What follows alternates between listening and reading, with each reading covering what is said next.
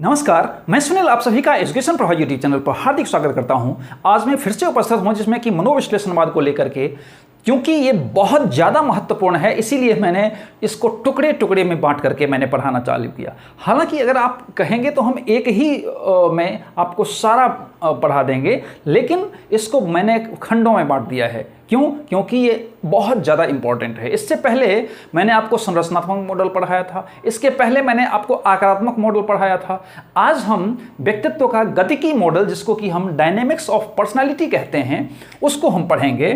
तो dynamics of personality इसको दिया किसने? तो आप सभी जानते हैं, फ्राइड दिया है, सिगमंड फ्राइड दिया है। अब सिगमंड फ्राइड का कहना था कि ये जो व्यक्तित्व का गतिकी मॉडल है, इसको हम 3 भागों में विभक्त कर सकते हैं। अब जब 3 भागों में विभक्त कर सकते हैं तो पहला है मूल प्रवृत्ति, दूसरा है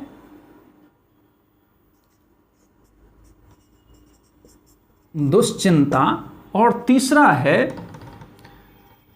अहम रक्षा प्रक्रम।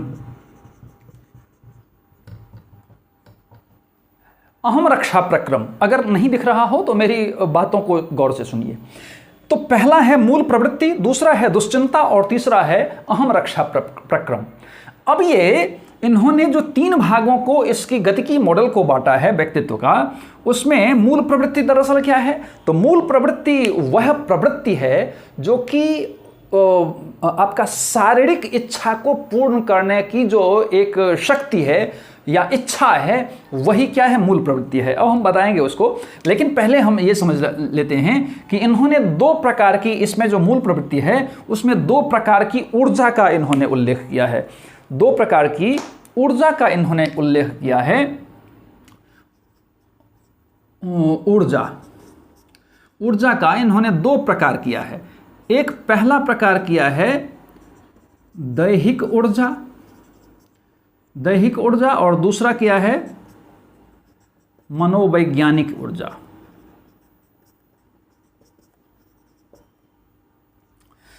तो एक कहा है इन्होंने कि ये दैहिक ऊर्जा है और दूसरा मनोवैज्ञानिक ऊर्जा है। अब ये ऊर्जा होता क्या है? तो मुख्य तौर पर दैहिक ऊर्जा शरीर से संबंधित जितनी भी इच्छाएं हैं, अर्थात उसमें है दमित इच्छा से लेकर के या फिर दमित इच्छा इसमें नहीं होंगी।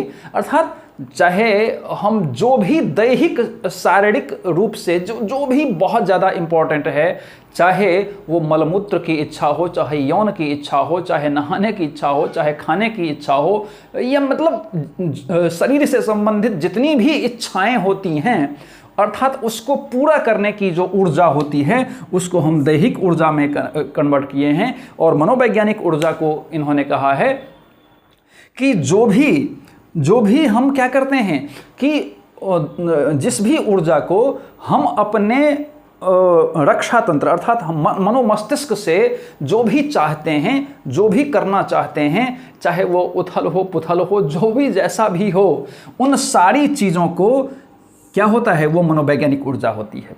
अब इन दोनों को जो नियंत्रित करने का कार्य करता है वो ईड करता है। और आप सभी जानते हैं कि ईड बड़ा ही दुष्प्रवृत्ति का आदमी होता है। आदमी तो नहीं होता है, लेकिन आप मान लीजिए कि दुष्प्रवृत्ति का होता है। उसमें सारी चीज़ें, खराब चीज़ों को ही ज़्यादा वो प्रमोट करता है। तुम्हें नहीं, ये कर लो, अरे कोई दिक्कत नहीं, कर लो। तो इस प्रकार की सारी चीज़ें ईड करता है। तो ईड जब सारी चीज़ों को जब नियंत्रित करने लगे तो समझ जाइए कि व्यक्ति कहाँ जाएगा।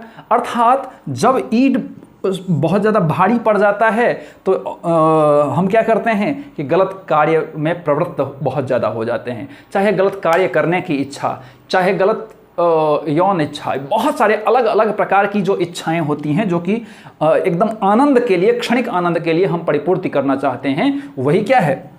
वो ईड का काम होता है। तो वो ईड करता है। अब ये मूल प्रवृत्ति, आप जैसे कि मैंने कहा कि मूल प्रवृत्ति क्या होता है, तो इसमें एक टीचर भी आता है। टीचर आता है आपका मूल प्रवृत्ति को। अब मूल प्रवृत्ति को एक टीचर क्या काम करता है, सिपाही क्या काम करता है कि इसको जो खराब चीजें हैं इसको करने से रोकता है। कौन करता है? ईगो करता है, ईगो करता है। अब समझिए, इन दोनों का जो नियंत्रण करता है, नियंत्रण का काम या सामंजस्य बिठाने का काम करता है वो ईड करता है, लेकिन जो मूल प्रवृत्ति को एक प्रकार से रोकने का काम करता है या उसमें समझदारी दिखाने का काम करता है वो ईगो करता है। अब ईगो करता है जो, मान लीजिए कि जो खराब प्रवृत्ति है, जो खराब लक्षण हैं, जो खराब मतलब जो असामाजिक चीज़ है, जो अनैतिक चीज़ है, जो खराब सारी चीज़ें हैं, उसको ये कहता है कि भैया मत करो। ईड कहता है कि कर लो, लेकिन ये कहता है कि भैया मत करो। तो अगर ईड ज़्यादा बलवान होता है तो वो आदमी खराब प्रवृत्ति में लीन हो जाता है। अगर ईगो ज़्यादा मजबूत होता है तो वो कहता है कि नहीं भैया ये काम नहीं करो, नहीं तो फंस जाओगे।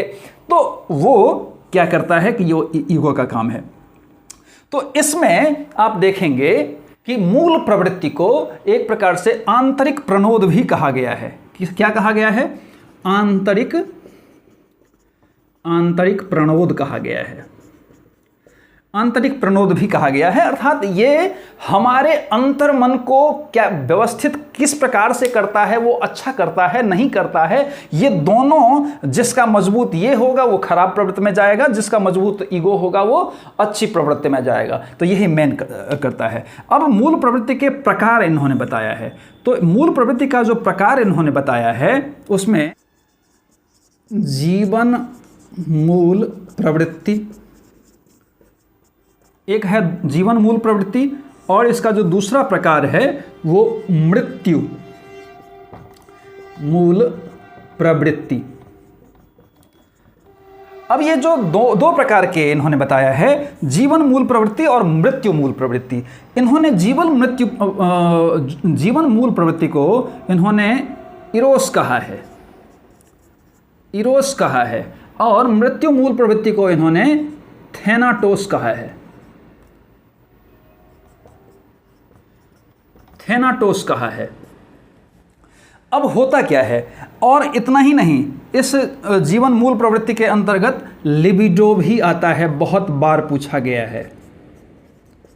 लिबिडो बहुत महत्वपूर्ण है। ये इरोस, थेनाटोस, लिबिडो, ये सब बहुत महत्वपूर्ण है इसमें, इसको याद रखिएगा। अब ये इरोस, लिबिडो, ये सब सारी चीजें। अब जीवन मूल प्रवृत्ति क्या है? तो जीवन मूल प्रवृत्ति दरअसल ये क्या है, तो किस में भरोसा करता है? रचनात्मक कार्य करता है, प्रजनन का काम करता है। अर्थात ये जो भी रचनात्मक कार्य होते हैं, जो प्रजनन से संबंधित कार्य होते हैं, वो क्या होता है? वो जीवन मूल प्रवृत्ति, अर्थात जो जीवनदायी हो सके, जो जीवनदायी हो सके वो उसको हम क्या कहते हैं? अर्थात जहां से उत्पाद बढ़े, हम उसको मुख्य तौर पर जीवन मूल प्रवृत्ति के नाम से जानते हैं। और जिसमें मृत्यु मूल प्रवृत्ति हम थेनाटोस उसको कहते हैं, जो कि जहां से क्षरण हो, अर्थात जहां से पतन का रास्ता हो, वो हम उसको क्या कहते हैं? मृत्यु मूल प्रवृत्ति कहते हैं। अब जैसे मैंने कहा कि जब हम रचनात्मक कार्य करते हैं, सृजनात्मक कार्य करते हैं, तो उससे हमारा क्या होता है? उत्थान होता है। जब हम मेहनत करते हैं, उसको हम इसमें भी देख सकते हैं कि जब हम मेहनत करते हैं तो मेहनत से क्या होता है? हम आगे बढ़ने की प्रवृत्ति में होती हैं। तो ये भी एक प्रकार की मूल प्रवृत्ति है, जीवन मूल प्रवृत्ति है, कि हम जीवन को अग्रसारित करते हैं किस चीज के लिए? एक लक्ष्य के खातिर। तो वो भी हम जीवन को बेहतर बनाने के खातिर जब हम अपना कार्य करते हैं, तो वो भी एक रचनात्मक कार्य है, वो भी एक सृजनात्मक कार्य है, वो भी एक अग्रसरवादी कार्य है। तो हम उसको जीवन मूल प्रवृत्ति में कहेंगे। फिर प्रजनन का कार्य जो है, यौन संबंधित जो कार्य है, वो सारे के सारे कार्य किस में आते हैं?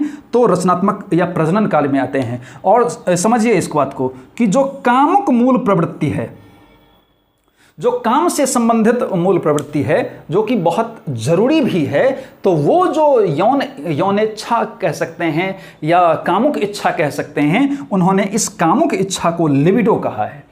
तो लिबिडो कहा है। अब ये मैंने बताया कि ये जो प्रजनन का कार्य है, रचनात्मक कार्य है, ये सब सारी चीज़ें क्या करता है? तो ये जीवन मूल प्रवृत्ति। उसी प्रकार से मृत्यु मूल प्रवृत्ति क्या है? तो कोई भी हम जब खराब काम करना चाहते हैं, जब हम मतलब पतन वाला काम करना चाहते हैं। मान लीजिए कि कोई अगर आतंकवादी वाला काम करना चाहता है, उसकी इच्छा करता है कि हम आतंकवादी वाला काम करें, तो वो क्या है, खराब प्रवृत्ति का काम है, वो पतन का रास्ता है। तो पतन के रास्ते पर जाना क्या है, तो वो भी एक प्रकार का मृत्यु मूल प्रवृत्ति को वो बढ़ावा दे रहा है। फिर अगर हम दूसरी चीज़ खाना खाते हैं, तो खाना खाते हैं तो तोड़ने का काम कौन करता है, हमारा दांत करता है। तो तोड़ने का काम जो हो वो क्या है, मृत्यु मूल प्रवृत्ति हम कह सकते हैं।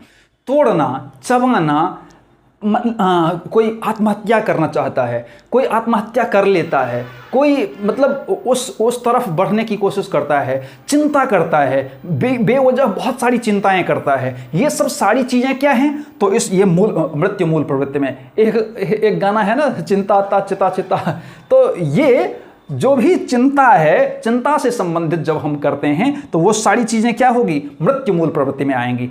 अब जैसे कोई भी अगर किसी को प्यार करता है, तो प्यार करना क्या होगा, तो जीवन मूल प्रवृत्ति, क्योंकि वो क्या है, सृजनात्मक कार्य है, वो क्या है आपका, तो रचनात्मक कार्य है। लेकिन जब हम किसी से घृणा करते हैं, किसी से नफरत करते हैं, किसी को गोली मारना चाहते हैं, किसी से मतलब एकदम से कुठाराघात, किसी के संबंध में पूर्वाग्रह, ये सब सारी चीज़ें जो हैं वो किस में आती हैं, तो मृत्यु मूल प्रवृत्ति में आती हैं। तो मुझे लगता है कि ये समझ गए होंगे। अब हम सीधे आते हैं अगली कड़ी में।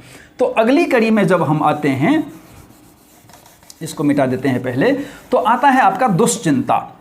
अब दुश्चिंता क्या है, अब दुश्चिंता को समझिए। तो दुश्चिंता 3 प्रकार की होती है। दुश्चिंता 3 प्रकार की होती है। पहली जो दुश्चिंता है उसको हम कहते हैं वास्तविक दुश्चिंता। दूसरा जो है वो तंत्रिका तापी दुश्चिंता। और तीसरा जो है नैतिक दुश्चिंता। इसमें दुश्चिंता लगा दीजिए। तो दुश्चिंता के 3 प्रकार इन्होंने बताया है। एक होता है आपका वास्तविक दुश्चिंता, दूसरा होता है तंत्रिका तापी दुश्चिंता, और तीसरा होता है नैतिक दुश्चिंता। अब ये एक एक करके समझिए। तो दुश्चिंता सबसे पहले समझिए कि जब अहम को खतरा महसूस होता है तो वो दुश्चिंता का कारण होता है। अब इसको यहाँ से ज़्यादा बेहतर ढंग से समझेंगे। तो वास्तविक दुश्चिंता क्या है, वास्तविक दुश्चिंता वो है जब हम किसी भी प्रकार से वास्तविक रूप में किसी चीज़ को देखने के पश्चात मुझे डर उत्पन्न हुआ या चिंता हो गई, या किसी के संबंध में कुछ ऐसा सुना और हमें वो मतलब उससे भय उत्पन्न हुआ, चिंता उत्पन्न हुई, तो वो वास्तविक दुश्चिंता है। जैसे चल रहे हैं और अचानक से फन उठाए एक किसको देखा आपने, तो एक गेहूं को देखा, अचानक से देखा। तो जो अचानक से आपने एक वास्तविक आप उसको देख रहे हैं, गेहूं को आपने देखा, तो वो वास्तविक दुश्चिंता है। क्यों? क्योंकि वो आपकी तरफ बढ़ रहा है, फन फैलाए हुए आपकी तरफ बढ़ रहा है। तो जब फन फैले हुए आपकी तरफ देख रहा है तो आपके मन में सहज डर उत्पन्न हो गया। तो जब सहज डर उत्पन्न हो गया तो ये वास्तविक दुश्चिंता है। किसी का कष्ट देख करके हम जब कष्टमय हो जाते हैं, वो क्या है, वास्तविक दुश्चिंता है। किसी के बारे में जब सुनते हैं कि उसकी ये यथार्थ स्थिति है, उसके बारे में जब हम सुनते हैं और उससे जब उत्पन्न भय होता है या चिंताएं होती हैं, वो क्या है, तो आपका वास्तविक दुश्चिंता है। मतलब एक प्रकार से बाह्य वातावरण, आप ऐसा कह सकते हैं कि बाह्य वातावरण से जब अहम को जब बाह्य वातावरण से अहम को खतरा महसूस होता है तो हम उसको वास्तविक दुश्चिंता के नाम से जानते हैं। समझ गए होंगे। अब ये तंत्रिका तापी दुश्चिंता। अब ये तंत्रिका तापी दुश्चिंता क्या है, तो जब अहम को ईड के द्वारा, किसको, अहम को ईड के द्वारा जब अहम को ईड के द्वारा धमकी मिलने लगती है, जब अहम को ईड के द्वारा धमकी मिलने लगती है, या फिर आप दूसरे शब्दों में आप ऐसा कहेंगे कि जब अहम की निर्भरता ईड पर हो जाती है। समझ रहे हैं? जब ईड से अहम को खतरा उत्पन्न होता है या धमकी मिलने लगता है कि भैया तुम्हें करना पड़ेगा, तुम्हें करना पड़ेगा, ये करो, वो चाहे दुष्परिणाम जो भी हो मुझे नहीं पता, लेकिन तुम्हें करना है। तो अब ये अहम को खतरा हो रहा है। जब अहम को खतरा होने लगता है किससे?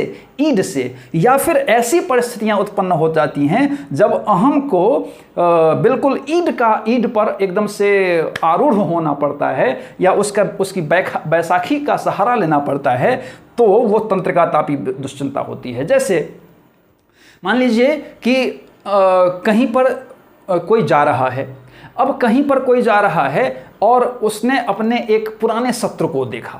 अब पुराने शत्रु को देखा और वहाँ पर बड़ी भीड़ है। अब भीड़ है तो उसने सोचा, एक जिसका वो मतलब दुश्मन है वो, तो उसने सोचा कि ये तो बहुत दिनों के बाद आया है, इसको दे झापड़ मारे, बहुत मार मारे इसको। अब बहुत मार मारे और काफ़ी भीड़ है। तो अब ये अहम क्या कहा कि नहीं भैया नहीं करो, ऐसा नहीं करो, मारोगे तो तुम अभी पकड़े जाओगे, बहुत मार मारेगा, बहुत सारे लोग हैं। लेकिन ईड क्या कह रहा है कि नहीं, कुछ भी हो जाए मुझे परिणाम की चिंता नहीं है, लेकिन पहले इसको मार दो, पहले जो भी होगा मुझे नहीं पता, लेकिन इसको मारो, बहुत मार मारो, बहुत मार मारो, क्योंकि इसलिए दुश्मनी है, इसको आज फुल एंड फाइनल करो। तो अब जब ये ईड इस पर एकदम से धमकी देने लगता है कि तुम कुछ भी करो मुझे नहीं पता, लेकिन तुम्हें उसको मारना है, तो एक प्रकार से ये क्या हुआ, तो एक प्रकार से ये आरूढ़ हो गया। अब इसकी मतलब बात को मानने से वो इनकार कर ही नहीं सकता है, क्योंकि ये बहुत ज़्यादा शक्तिशाली हो चुका है। तो जब बहुत ज़्यादा शक्तिशाली ईड बन जाता है, उस समय में उसको हम तंत्रिका तापी दुश्चिंता के नाम से जानते हैं। अब नैतिक दुश्चिंता क्या है? तो नैतिक दुश्चिंता वो होता है जब अहम को सुपर ईगो, जब अहम को अर्थात ईगो को, जब ईगो को सुपर ईगो से धमकी मिलने लग जाए। अब बेचारा देखिए, अहम ही हर जगह पिसा रहा है, अहम ही बेचारा यहाँ भी पिसा रहा है, यहाँ भी पिसा रहा है, वहाँ भी पिसा रहा है। तो अब जब अहम को, ईगो को सुपर ईगो से धमकी मिलने लग जाए, तो उस समय में नैतिक दुश्चिंता वो होता है। जैसे अब सुपर ईगो ने जो काम किया, उसने सुपर ईगो ने कहा कि भैया ये बहुत गलत काम तुमने किया है, तुम्हारा जो ये फैसला था बहुत गलत था, तुम्हें ईश्वर भी माफ़ नहीं करेगा इसके कारण से। मतलब इस प्रकार की, मतलब कुछ ना कुछ ऐसा काम कर दिया जो कि वो करना तो नहीं चाहता था, लेकिन हो गया, उससे कर दिया। अब ये कह रहा है कि ये पछताने से कुछ नहीं मिलेगा, तुम्हें ये इसका पश्चाताप करना ही चाहिए, करना ही चाहिए, तुमने ये जो किया बहुत गलत किया। अब इसको ये इतना सता रहा है, इतना उलाहना दे रहा है, ईगो को, सुपर ईगो इतना उलाहना दे रहा है कि नहीं तुमने बहुत गलत काम किया, बहुत ऐसा किया, तुमने ऐसा नहीं करना चाहिए था। बहुत सारी चीज़ें इन्होंने खड़ी खोटी एक प्रकार से सुपर ईगो ने इसको, ईगो को सुना दिया। तो ये जब सुपर ईगो के द्वारा जब ईगो को एक प्रकार से खतरा या धमकी मिलने लगता है, हम उसको क्या कहते हैं? नैतिक दुश्चिंता कहते हैं।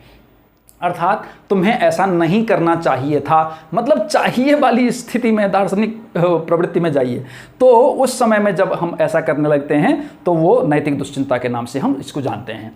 अब हम आते हैं, हमने बताया था अहम के जो रक्षा प्रकार, अर्थात इसके जो 3 प्रकार मैंने बताया था, तो 2 प्रकार मैंने बता दिया है। अब तीसरा प्रकार आप जानिए। अब अहम रक्षा प्रक्रम क्या है? तो अहम रक्षा प्रक्रम, तो इसको अहम रक्षा प्रक्रम को एक प्रकार से रक्षा कवच भी कहा जाता है। इसको रक्षा, व्यक्तित्व का रक्षा कवच भी कहा जाता है। रक्षा कवच क्यों कहा जाता है? अब जैसे कि मान लीजिए कि जो भी किसी भी आदमी के द्वारा गलत किया जाता है, या मतलब बहुत सारे ऐसी चीज़ें होती हैं जो कि दमित इच्छाएं हैं, बहुत सारी अलग अलग प्रकार की इच्छाएं हैं, तो वो जब पूरी नहीं हो पाती हैं तो वो कहाँ चला जाता है? तो अचेतन मन में चला जाता है। अब जब अचेतन मन में चला जाता है तो वो क्या होता है? तो अचेतन मन में जाने के पश्चात उसमें उसका इफेक्ट जो है वो व्यक्ति के ऊपर, अर्थात उसके व्यक्तित्व के ऊपर, उसके व्यक्तित्व के ऊपर और उसके व्यवहार के ऊपर। जब हमारी दमित इच्छाएं, बहुत सारी दमित इच्छाएं जब अचेतन मन में जाने लगती है या चली जाती है, उसके बाद वो अचेतन मन क्या करता है, व्यक्तित्व को बहुत ज़्यादा प्रभावित करता है। इतना ही नहीं, उसके जो व्यवहार हैं उसमें भी बहुत ज़्यादा खास परिवर्तन लाता है, उसका इफेक्ट साफ देखने को मिलता है। तो जब